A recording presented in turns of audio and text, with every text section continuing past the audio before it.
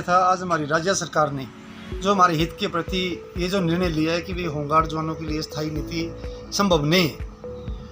चलो ठीक है, हम खुश हैं राज्य सरकार के इस निर्णय से। अगर राज्य सरकार को ऐसा लगता है कि मेरे राज्य का जवान जो देश हित के लिए रात दिन कार्य कर रहा है, जिसने देश की या राज्य की विपरीत परिस्थितियों में राज्य की सेवा, जनता की सेवा के लिए अपना रात दिन एक किया है, आज उसके लिए अगर स्थायी नीति या स्थायी पॉलिसी संभव नहीं है तो फिर राज्य सरकार किसके लिए स्थायी नीति या स्थायी पॉलिसी बना रही है। जबकि राज्य सरकार अपने लिए, राज्य के जनप्रतिनिधि अपने लिए 2 वर्षों में 3 वर्षों में एक नीतियां निर्धारित कर रहे हैं। चाहे और वर्ग हो, राज्य का कोई भी कर्मचारी वर्ग हो, उसके लिए 2 साल में 3 साल में नीतियां उपलब्ध हो रही हैं, बनाई जा रही हैं। लेकिन एक होमगार्ड संगठन ही मात्र ऐसा संगठन है जिसके लिए आज 53 वर्षों से भी कोई नीति नहीं बनाई गई। और आज हमें ये रिजल्ट मिला है राज्य सरकार से कि भी होमगार्ड जवानों के लिए स्थायी नीति बनाना संभव नहीं है। तो आपकी क्या मांग है प्रदेश सरकार और भारत सरकार से?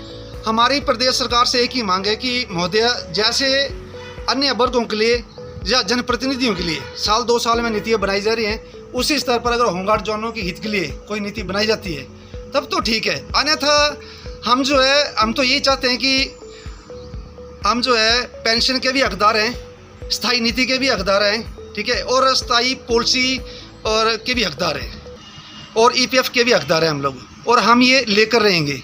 ये राज्य सरकार से हमारी विनती है, क्योंकि हम भी राज्य सरकार का एक परिवार है, एक छोटा परिवार है, लेकिन हमारे साथ इतनी बेइंसाफ़ी वो उचित नहीं है। हम राज्य सरकार से निवेदन करते हैं कि महोदय, हमारे हित में एक उचित निर्णय लिया जाए, क्योंकि भारत सरकार द्वारा या भारत शासन द्वारा 1966 में जो निर्णय लिया गया था उसमें 60 वर्ष तक होमगार्ड को रोजगार देने की बात की गई है।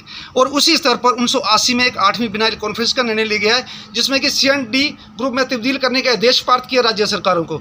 उसी स्तर पर 2006 में गृह मंत्री शिवराज पाटिल व गृह मंत्रालय संसदीय समिति कमेटी जो थी उसकी भी सिफारिशें निर्धारित हैं कि होमगार्ड को सिपाही के रूप में तब्दील करने का कितना खर्चा आएगा, जिसकी मांग गृह विभाग या गृह मंत्रालय राज्य सरकारों से कर चुका है, लेकिन आज तक किसी भी राज्य सरकार ने इसके ऊपर कोई उचित फैसला नहीं लिया। इसलिए आज हमने माननीय प्रधानमंत्री मोदी जी से निवेदन किया है कि महोदय, जो राज्य सरकारें हमारे साथ ये शोषण कर रही हैं उस शोषण से हमें निजात दिलवाने की कृपा करें। क्योंकि महोदय, हमारे ऊपर जो संविधान लागू किया गया है वो स्वतंत्र भारत के संविधान से बिल्कुल विपरीत है। इसलिए हम संविधान की वजह से पूरे भारतवर्ष का होमगार्ड जवान वो शोषित हो रहा है, और इससे हमें निजात दिलवाने की कृपा करें। ये मांग हमारी माननीय प्रधानमंत्री मोदी से है कि महोदय, हमारे लाखों परिवार वो ख़त्म हो चुके हैं और लाखों परिवार ख़त्म होने की कगार पर खड़े हैं। इसलिए आपसे उम्मीद है कि आप हमारे होमगार्ड के लिए उचित फैसला लेंगे।